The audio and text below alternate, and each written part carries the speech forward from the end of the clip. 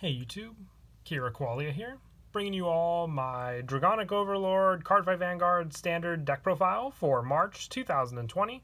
I've been wanting to do a lot of the new deck profiles from the Team Dragon's Vanity booster set, still working on a few of those decks, but before that I figured I'd give an update to one of my favorite Cardfight Vanguard standard format decks, being Kagerou's Dragonic Overlord. It's a really awesome deck, and I wanted to focus on seeing if I could combine the Dragonic Overlord the Great and Dragonic Overlord the End into one deck, making for a more fun version of the deck that focuses on the original Dragonic Overlord, as well as having the two different play style options of being able to use Dragonic Overlord the End and the Great together, depending on the type of plays you go for, with all the different powers of Imaginary Gift Force at your arsenal as well.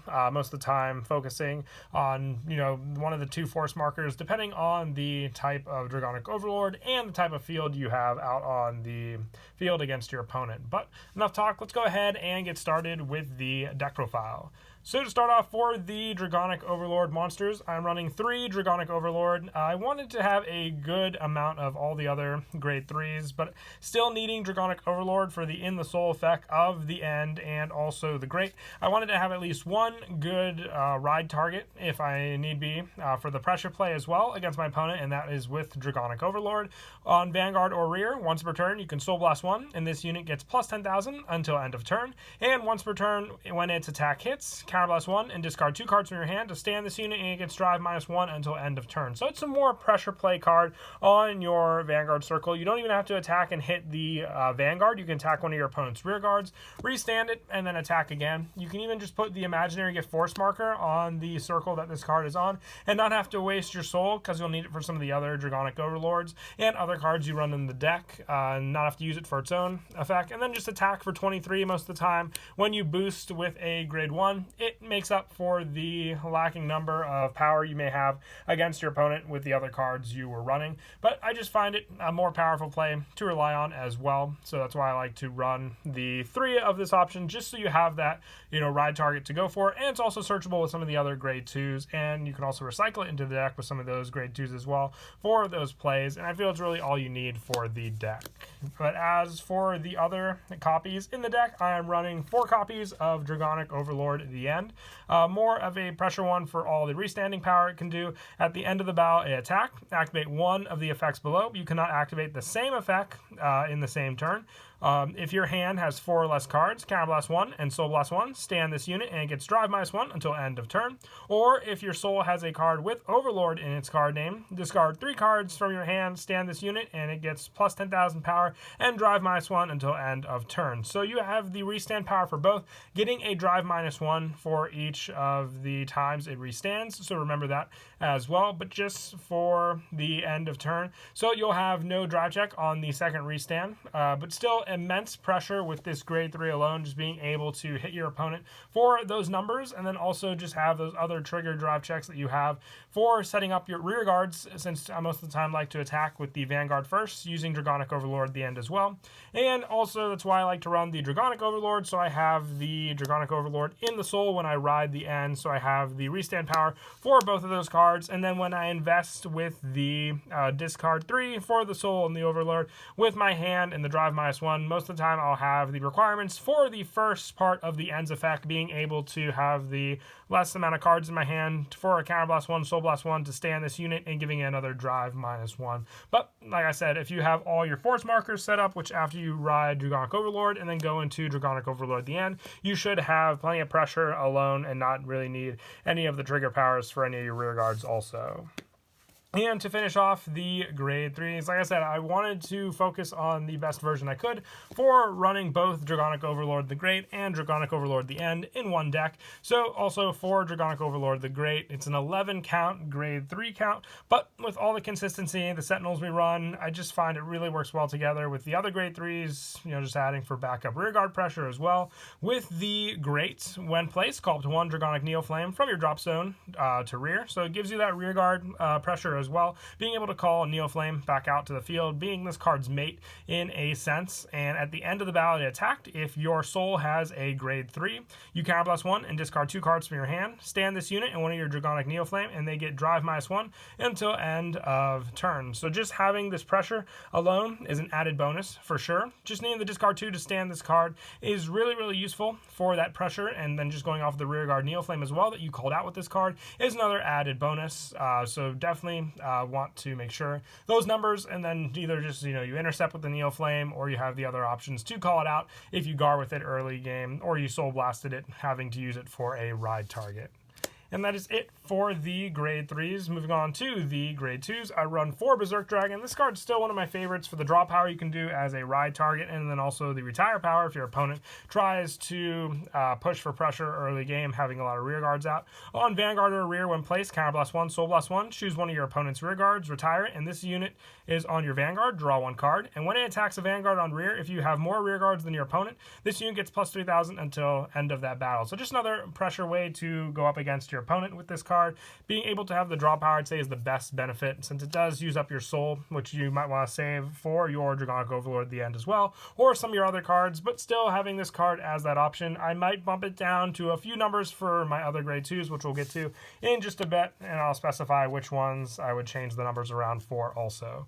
But for some of the other grade 2s, I'm running 2 Dragon Full Armored Buster. I only run 2 of this card because it's really only good for the ride target, since it invests a lot in the soul. On Vanguard or rear, if your opponent has no rear guards, this unit gets plus 3,000, so really good early game, since most of the time it'll retire with its second effect is, when placed, Soul Blast 2, choose one of your opponent's rear guards, retire it, look at 7 cards on the top of your deck, reveal up to 1 card with Overlord in its name from among them, put it into your hand, and shuffle your deck. So if you need a specific Dragonic Overlord, this card just helps for that search, because most of the time, like I said, you'll want this to be your first ride target, and then you can set the other ones up later, which you should have no problem getting into your hand just by drive checking or just opening up with it. But Dragon Full Armored Buster helps with that setup, giving you the proper one you'll need for those plays later on down the road.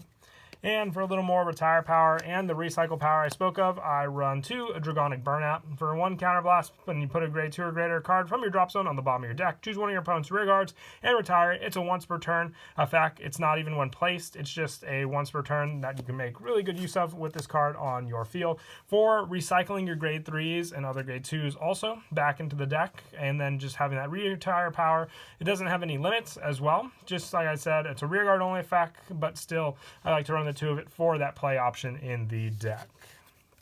And lastly, for the grade 2s, I run 2 Dragonic Neoflame. Now this is the one I was debating the most about my numbers, because Dragonic Neoflame only really works with the Great on your Vanguard for the ride target. When you have the end, it doesn't really do much else. So with this card, you basically go for the play for setting it up on your rear guard when you ride the Great, and then you have that additional rear guard for its pressure play when your Dragonic Overlord the Great attacks until end of that battle. That unit gets plus 5,000. Then you can counterblast 2, and it also gets the additional critical. So that's the pressure you have with this card. My biggest debate was how many of this I wanted to run, since you do have to obviously have it set up in your drop zone for you to call it out with the Great's effect. So if anything, I was considering taking out 1 Berserk Dragon for a 3rd copy of Dragonic Neoflame, just so I can have the 3 of numbers. You don't want to run 4 because it doesn't do anything with the normal Dragonic Overlord or the end. It's just a 10k vanilla basically. 4 of those cards, just here for the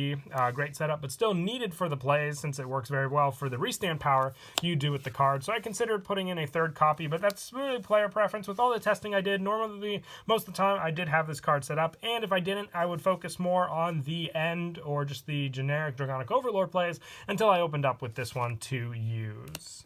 And that is it for the grade 2s. We'll now move on to the grade 1s. Probably one of the best grade 1s in the deck is Sable Dragonute. When an attack hits, draw a card. This is on Vanguard, so if you go first, that pressure against your opponent definitely does help for that draw power, giving you more hand consistency. And when your opponent's rear guard is retired during your turn, retire this unit and draw a card. That's the rear guard effect, but just having the overall great ride target for your Vanguard or the retire draw power for your opponent helps to clear out your rear guard spaces if you need it for some of your other grade 1s, but still giving you draw power for cards to guard against your opponent when you use this card, let's say for early game boosting, and then when you retire closer to your grade 3 ride also is a big help.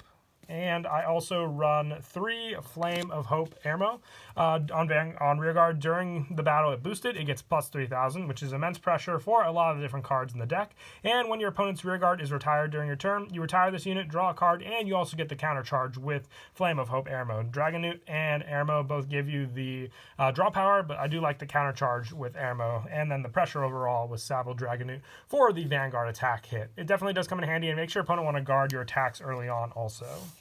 And also, I run 2 Lizard Soldier Rapia with this one. When your opponent's rearguard is retired during your turn, this unit gets plus 5,000 until end of turn. So just a more power-based unit, especially behind my Vanguard. Saving the boost for one of the restands especially helps when my opponent's down on cards to guard against. So just having 2 of this definitely does come in handy.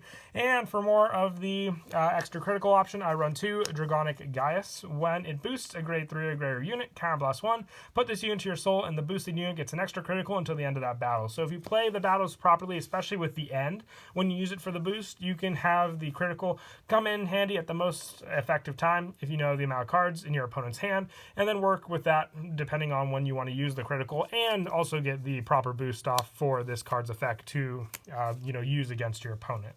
And that is it for the grade 1s. For the grade 0s, sticking to the most faithful starter, Lizard Runner Undo for Dragonic Overlord. Just the draw effect when wrote upon, but we are going to get that new shield effect soon also, which I believe they're going to be eradicating for all the different cards. So you get the shield also if you go second for that play, so a very useful one, especially for all the decks. And also, I'm running the 8 critical, so 4 Demonic Dragon Mage and 4 Embodiment of the Sphere, since they are Kai's original critical triggers. I like to stick with the original ones that he used in the anime. And for the draw trigger, the Sentinel, Wyvern Guard Bari, just having the draw trigger spot, so I can keep the grade 1 spot open as well.